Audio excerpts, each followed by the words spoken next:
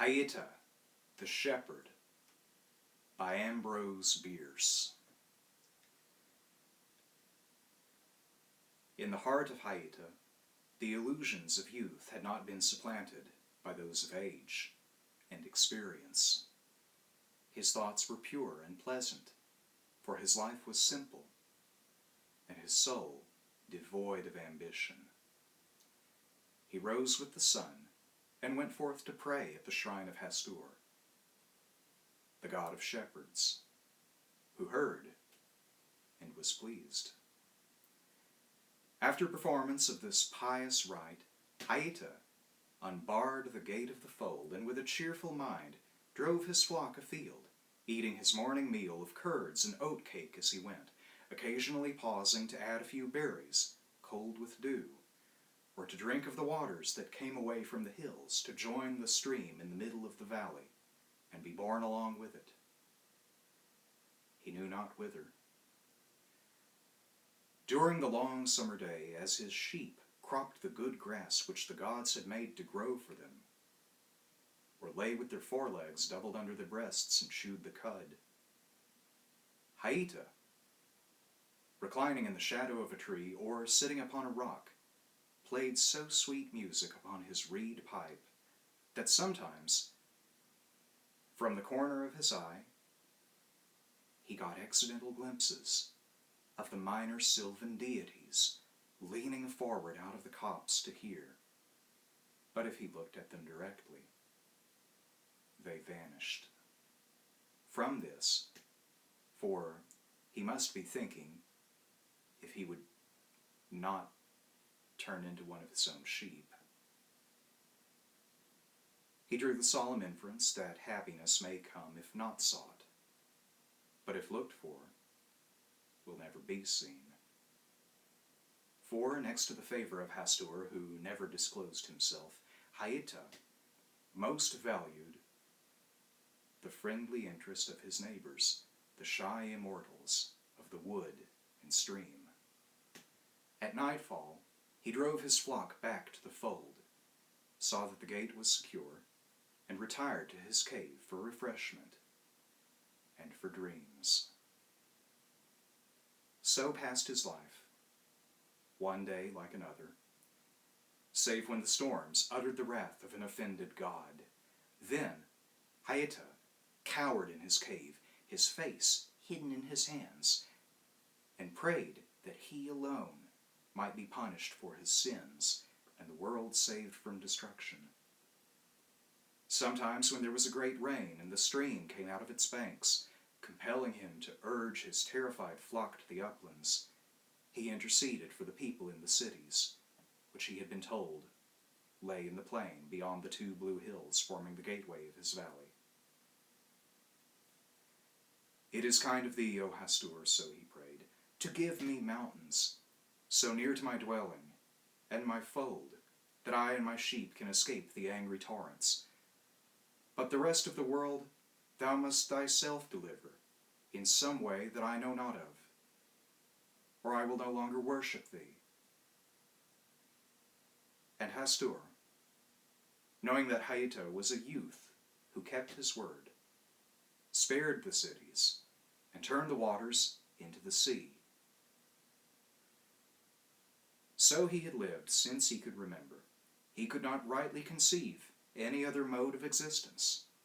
The holy hermit who dwelt at the head of the valley, a full hour's journey away, from whom he had heard the tale of the great cities where dwelt people, poor souls, who had no sheep, gave him no knowledge of that early time when, so he reasoned, he must have been small and helpless, like a lamb. It was through thinking on these mysteries and marvels, and on that horrible change to silence and decay, which he felt sure must sometime come to him, as he had seen it come to so many of his flock, as it came to all living things, except birds, that Haïta first became conscious how miserable and hopeless was his lot. "It is necessary," he said, "that I know whence and how I came. For how can one perform his duties unless able to judge what they are by the way in which he was entrusted with them? And what contentment can I have when I know not how long it is going to last? Perhaps before another sun I may be changed. And what will become of the sheep? What indeed will have become of me?" Pondering these things, Haïta became melancholy and morose. He no longer spoke cheerfully to his flock, nor ran with alacrity to the shrine of Hastur. In every breeze he heard whispers of malign deities whose existence he now first observed. Every cloud was a portent signifying disaster, and the darkness was full of terrors. His reed pipe, when applied to his lips, gave out no melody, but a dismal wail. The sylvan and riparian intelligences no longer thronged the thicket side to listen, but fled from the sound, as he knew by the stir of leaves and bent flowers. He relaxed his vigilance, and many of his sheep strayed away into the hills and were lost. Those that remained became lean and ill for lack of good pasturage, for he would not seek it for them, but conducted them day after day to the same spot, through mere abstraction, while puzzling about life and death. Of immortality he knew not. One day, while indulging in the gloomiest reflections, he suddenly sprang from the rock upon which he sat, and with a determined gesture of the right hand exclaimed, "I will no longer be a suppliant for knowledge which the gods withheld. Let them look to it that they do me no wrong. I will do my duty as best I can, and if I err upon their own heads, be it."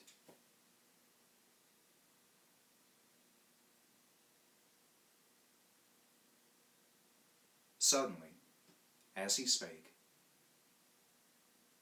a great brightness fell about him, causing him to look upward, thinking the sun had burst through a rift in the clouds. But there were no clouds. No more than an arm's length away stood a beautiful maiden.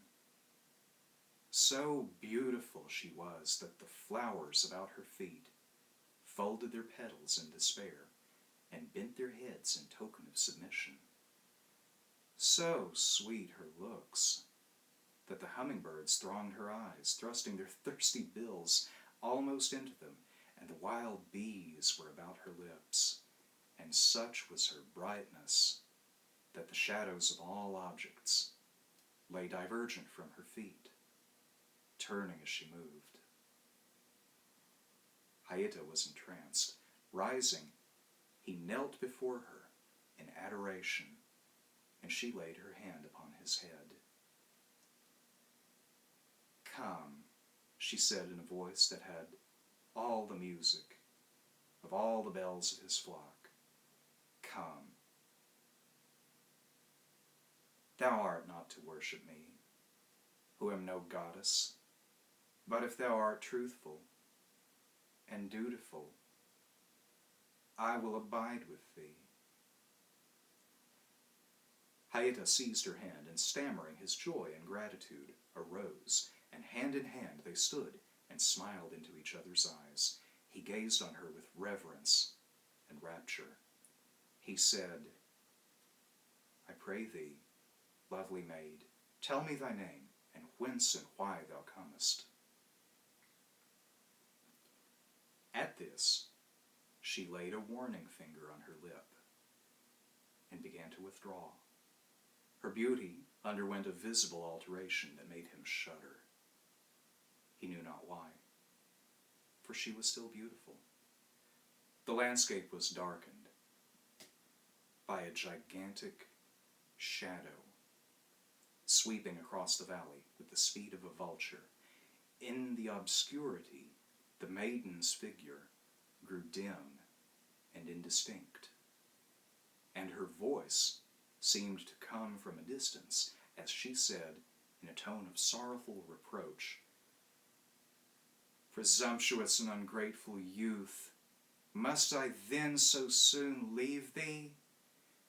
Would nothing do but thou must at once break the eternal compact?" Inexpressibly grieved, Haïta fell upon his knees and implored her to remain, rose and sought her in the deepening darkness, ran in circles, calling to her aloud, but all in vain. She was no longer visible, but out of the gloom he heard her voice saying, "Nay, thou shalt not have me by seeking. Go to thy duty, faithless shepherd, or we shall never meet again." Night had fallen. The wolves were howling in the hills, and the terrified sheep crowding about Haïta's feet. In the demands of the hour, he forgot his disappointment, drove his sheep to the fold, and repairing to the place of worship, poured out his heart in gratitude to Hastur for permitting him to save his flock, then retired to his cave and slept. When Haïta awoke, the sun was high and shone in the cave, illuminating it with a great glory, and there, beside him, sat the maiden. She smiled upon him with a smile that seemed the visible music of his pipe of reeds. He dared not speak, fearing to offend her as before, for he knew not what he could venture to say. "Because," she said, "thou didst thy duty by the flock, and didst not forget to thank Hastur for staying the wolves of the night, I am come to thee again. Wilt thou have me for a companion?" "Who would not have thee forever?" replied Haïta. "Oh, never again leave me until I change and become silent and motionless." Haïta had no word for death. "I wish indeed," he continued, "that thou wert of my own sex, that we might wrestle and run races, and so never tire of being together." At these words, the maiden arose and passed out of the cave, and Haïta, springing from his couch of fragrant boughs to overtake and detain her, observed, to his astonishment, that the rain was falling, and the stream, in the middle of the valley, had come out of its banks. The sheep were bleating in terror, for the rising waters had invaded their fold, and there was danger for the unknown cities of the distant plain. It was many days before Haïta saw the maiden again. One day he was returning from the head of the valley, where he had gone with ewe's milk and oat cake and berries for the holy hermit, who was too old and feeble to provide himself with food. "Poor old man," he said aloud, as he trudged along homeward, "I will return tomorrow, and bear him on my back to my own dwelling, where I can care for him. Doubtless it is for this that Hastur has reared me all these many years, and gives me health and strength." As he spoke, the maiden, clad in glittering garments, met him in the path with a smile that took away his breath. "I am come again," she said, "to dwell with thee, if thou wilt now have me, for none else will. Thou mayest have learned wisdom, and art willing to take me as I am, nor care to know." Haïta threw himself at her feet. "Beautiful being," he cried, If thou wilt but deign to accept all the devotion of my heart and soul after Hastur be served, it is thine forever. But, alas, thou art capricious and wayward. Before tomorrow's sun I may lose thee again. Promise, I beseech thee, that however in my ignorance I may offend, thou wilt forgive and remain with me always. Scarcely had he finished speaking when a troop of bears came out of the hills, racing toward him with crimson mouths and fiery eyes. The maiden again vanished, and he turned out and fled for his life. Nor did he stop until he was in the cot of the holy hermit, whence he had set out. Hastily barring the door against the bears, he cast himself upon the ground and wept. "My son," said the hermit from his couch of straw, freshly gathered that morning by Haïta's hands, "it is not like thee to weep for bears. Tell me what sorrow hath befallen thee, that age may minister to the hurts of youth with such balms as it has of its wisdom." Haïta told him all, how thrice he had met the radiant maid, and thrice she left him forlorn. He related minutely all that had passed between them, omitting no word of what had been said. When he had ended, the holy hermit was a moment silent, and then said, "My son, I have attended to thy story, and I know the maiden.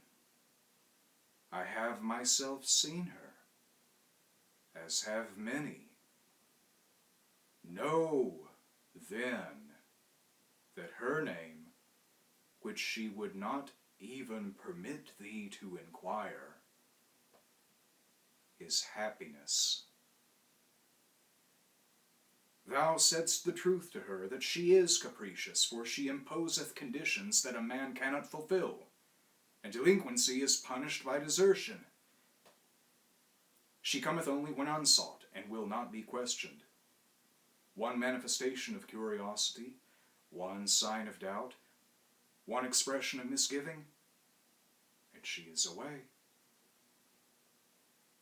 How long didst thou have her at any time before she fled?" "Only a single instant," answered Haïta, blushing with shame at the confession. "Each time I drove her away in one moment." "Unfortunate youth," said the holy hermit. "But for thine indiscretion, thou mightst have had her for two."